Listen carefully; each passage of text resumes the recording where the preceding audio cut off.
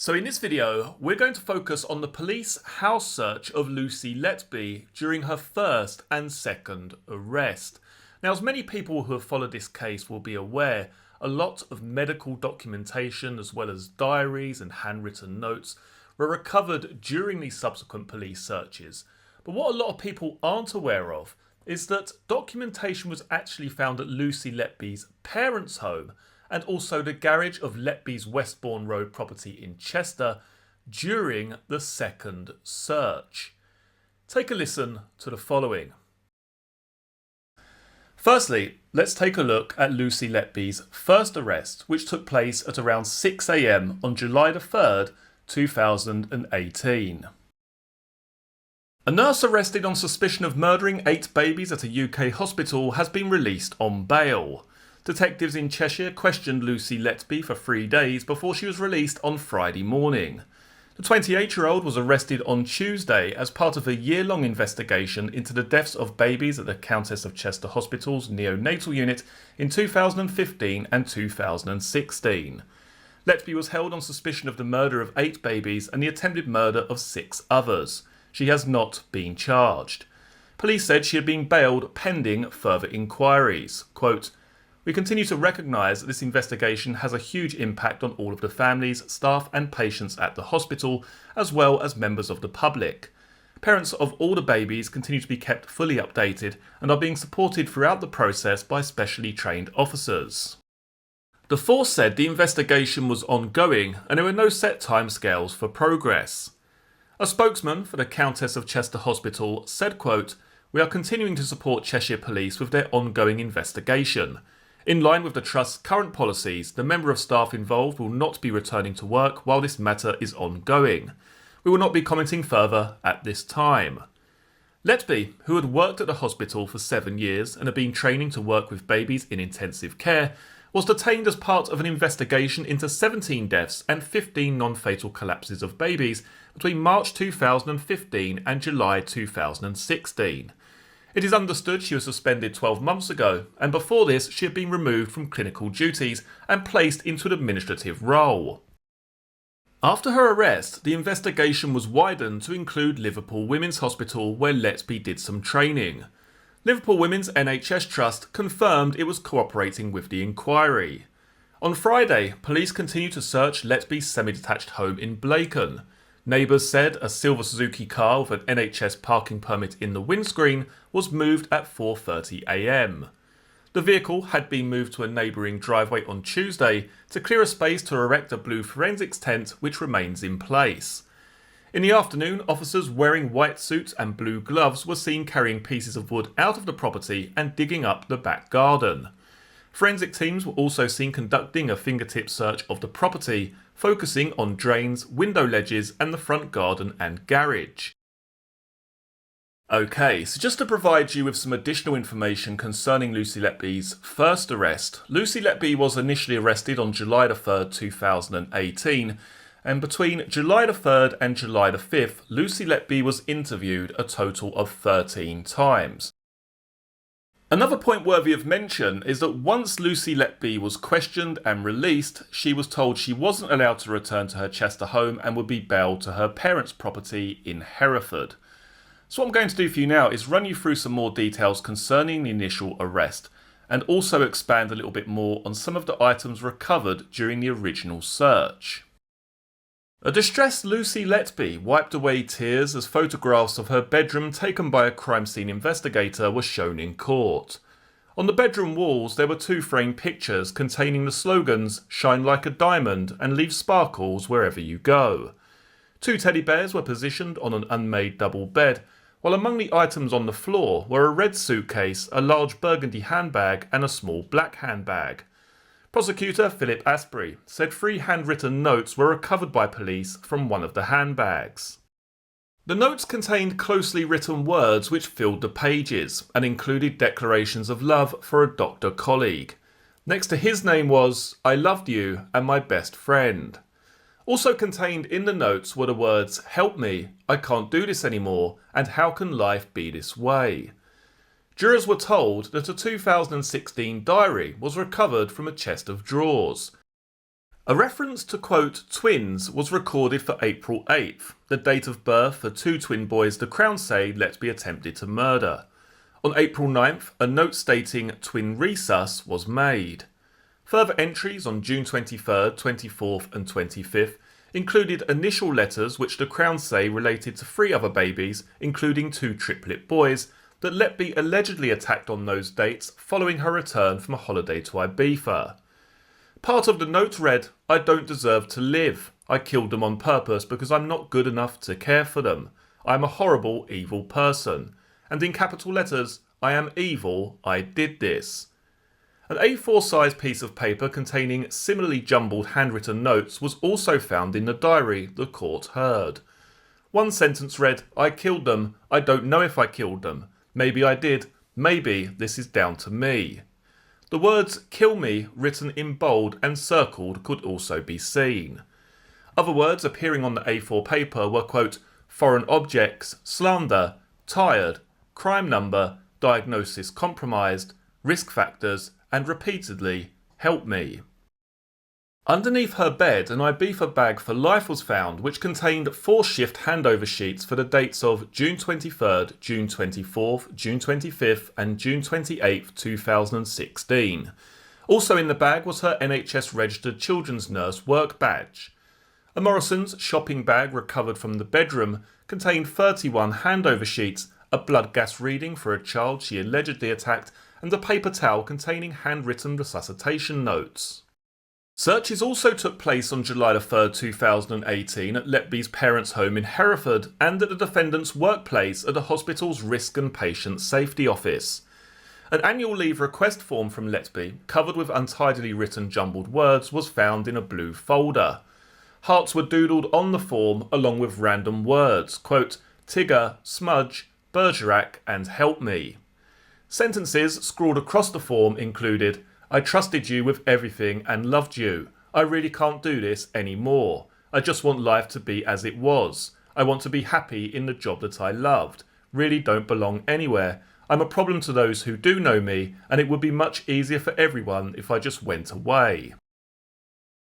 Now this next part to me is particularly interesting. We have the first arrest of Lucy Letby back on July 3rd, 2018, and this search was extensive. This wasn't simply just taking a quick look through her drawers and collecting some digital equipment, this, that and the other.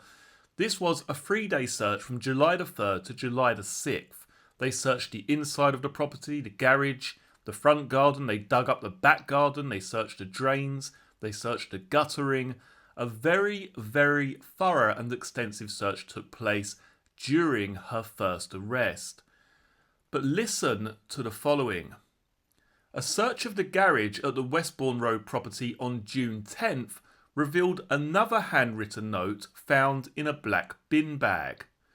Now, June the 10th is when Letby was rearrested. So this note, or these notes which have been written, must have been written between the time of her first and second arrest. Now, the reason that I believe the notes was written between the first and second arrest is because not only was Lucy Letby's property searched a year earlier in 2018 during that first arrest, but also her workplace was searched and her parents' property was searched in Hereford. So where exactly has this note come from? I mean, some people may say, well, maybe they just missed it during the first search of the property. But when you take a look at how extensive that search was, it wasn't just a few hours. They were there for multiple days and searched the inside and outside of that property, including the garage. So I don't believe that this bin liner just happened to be missed during that first search. Now, some people may say, well, maybe this was written before her arrest and it was at her parents' property. But as I say, her parents' property was searched during her first arrest. And how did that bin liner get from her parents' property in Hereford to the Westbourne Road property of Lucy Letby during the first and second arrest? Bearing in mind we're talking about a year's difference here.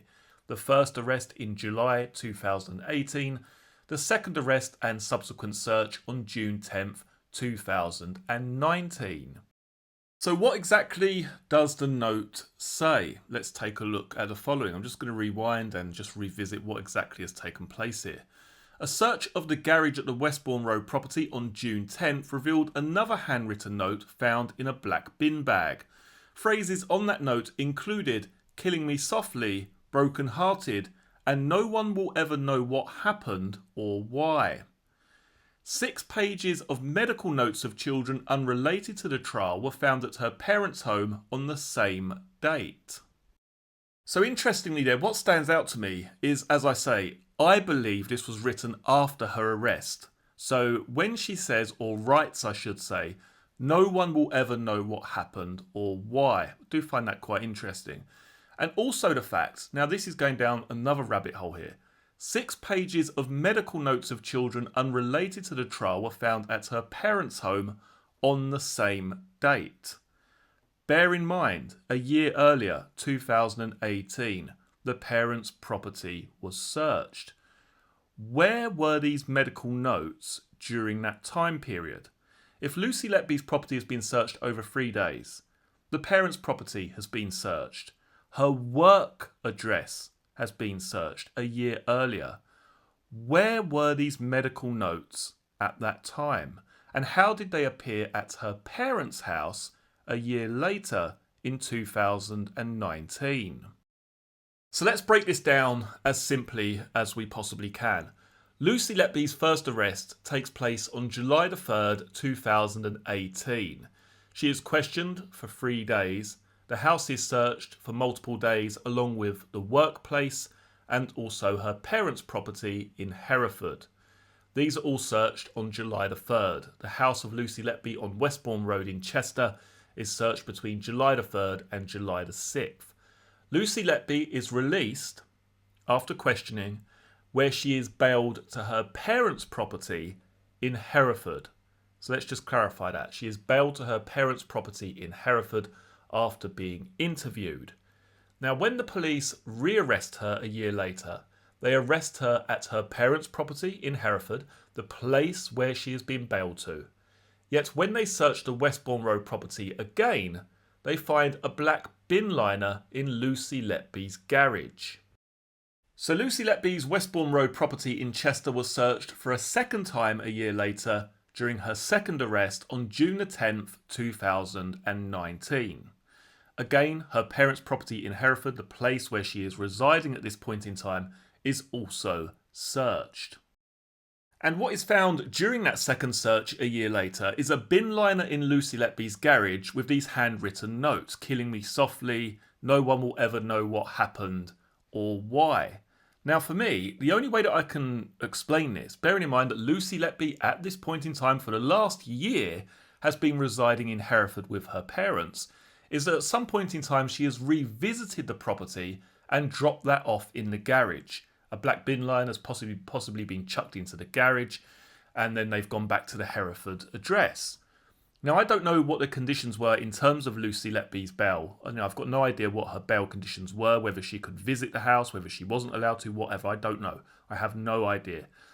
But it's strange that that bin liner most certainly wasn't there during the police search on her first arrest a year earlier, but does appear in 2019 in Lucy Letby's garage. But what is more, I guess, interesting is the fact that Lucy Letby's parents' property, as I've said, was searched a year earlier in 2018. Now, during that point in time, these medical notes, 6 medical notes were found at Lucy Letby's parents' property in 2019, but this place was searched a year earlier. So where were those medical notes? Were they there the entire time and the police just simply missed them? Were they stored up in an attic somewhere? Was there another place outside of her workplace, her home address and her parents' house where she stored these medical notes? Were they kept in a box outside of the property somewhere? I don't know. But it's interesting that these places were searched and yet items appear in these properties on the second arrest, which I do find quite strange. Now, not so much the handwritten note. For me, what's interesting about that is possibly a window into the mind of how Lucy Letby felt during that time period between the first and second arrest. That's what I find quite interesting about what is actually written, the content of those notes. But what is strange is the medical notes found at her parents' property a year later, despite that place already being searched in 2018. Anyway, do leave your own thoughts and theories down in the comments section below. Did the police simply miss these items during the first search? Were they there the entire time? Or was this handwritten note written between Lucy Letby's first and second arrest and then placed in the garage of her Westbourne Road property? Let me know your thoughts down in the comments section below. As always, if you're interested in the case of Lucy Letby, don't forget to hit the like button and subscribe down below. And I look forward to seeing you all again for the next video. Take care. Cheers.